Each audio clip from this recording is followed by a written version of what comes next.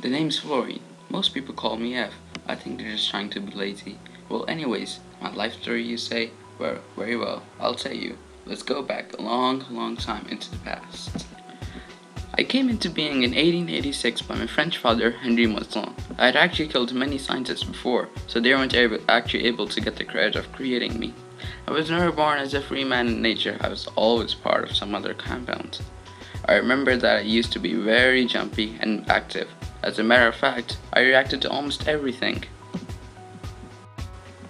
Scientists then called me the most reactive element after seeing me, but they didn't know that I was also able to interact with my lazy cousins, the noble gases. They think that just because they don't react very often, they're all powerful and amazing.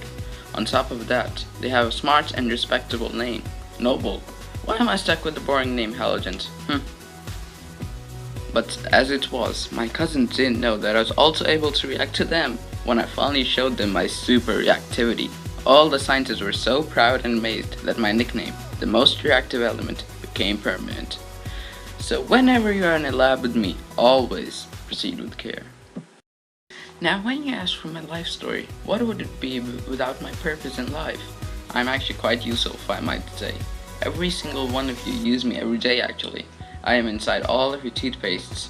I keep your teeth looking clean and white. No need to thank me, just part of my job.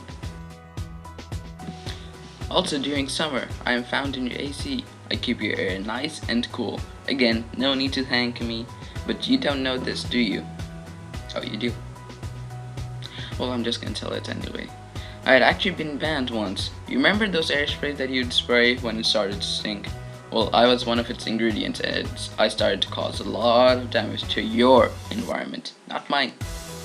I don't have an environment. I only ruined your environment. Now, on to my family. I am part of a family called Halogens. My brother and sisters are actually quite similar. You might call us twins. You might also not call us twins.